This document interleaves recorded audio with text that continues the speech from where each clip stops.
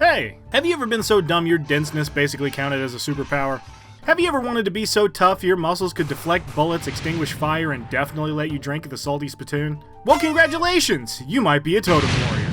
But what is a totem warrior, you ask? Well, sit that pretty little bottom down and let me spin you a yarn. Did you guys ever play Metal Gear Rising Revengeance and get to the part where you have to fight Armstrong and think to yourself, wow, this huge steaming hunk of man flesh is really annoying?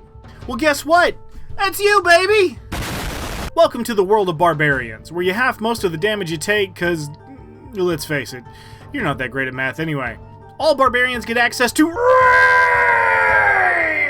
Halving all incoming slashing, piercing, and bludgeoning damage as long as you're not wearing heavy armor. You get unarmored defense, making your pecs hard as diamonds, danger sense, reckless attack, yada yada yada, but let's get into the meat! You're a totem barbarian, so you get to crank those abilities up to 11. At 3rd level, you get to choose a spirit totem from a list of 5. There's bear, pick bear, eagle, pick bear, elk, pick bear, tiger, pick bear, and wolf, pick bear. Now, let me tell you what they do in no particular order. All while raging, the wolf totem lets you become leader of the pack, giving allies around you advantage on melee attacks as long as you are within 5 feet of the target. Pretty cool. The tiger totem gives you the agility of a cat, adding 10 feet to your long jump and 3 feet to your high jump.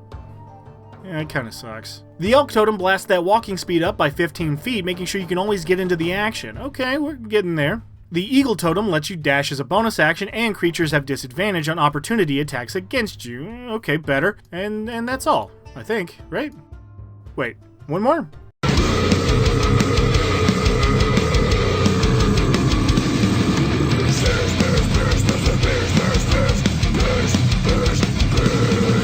The motherfucking bear totem makes you resistant to all damage except psychic. What's that? That doesn't sound impressive? Well, let me show you how nasty it is. Taking this at level 3 basically doubles your hit points for the entire game. Combined with some hill dwarf racial features or the tough feat, at level 20 you can basically have the same hit point total as an avatar of goddamn Tiamat. As a rule, you are more or less unkillable until your DM gets really tired of your shit and decides to use one of, the 3 monsters that can use psychic damage? You are a wall of flesh, piss, and vinegar, and you feel no pain. On top of that, you also get speak with animals and beast sense that you can cast as rituals. You're not really smart enough as a barbarian to cast actual spells, so you eat some poo on the ground, say it belongs to the deer over there, and stare at it for 10 minutes until it comes and talks to you. And for some reason that works.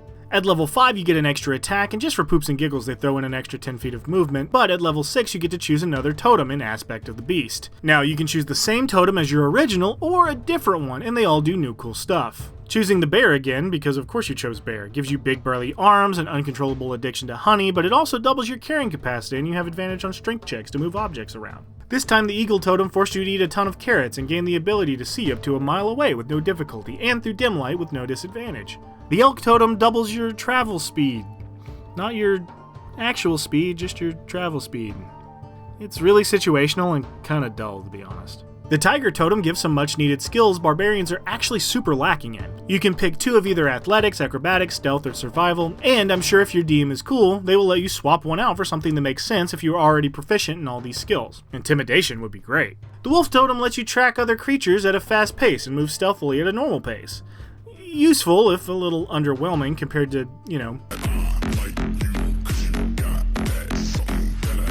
By 7th level, you get Feral Instinct, giving you advantage on initiative rolls, and Instinctive Pounce, letting you move half your speed as a bonus action as long as you also enter a rage. Why is this an optional feature?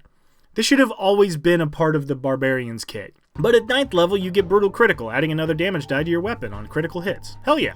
By 10th level, you can use that same totem ability to cast Commune with Nature as a ritual. It's a pretty cool spell, allowing you to gain knowledge on the area around you, but it also takes at least 10 minutes to cast, which could limit its uses. So not only are you eating poo off the ground, that deer you made friends with can tell you, "Oi bud, there's a Bulgara out there in them woods, and watch out for sky snakes." At 11th level, you get Relentless Rage, making you even more annoying to take out, and 13th level gives you another Brutal Critical die, but 14th level lets us pick our 3rd and final totem.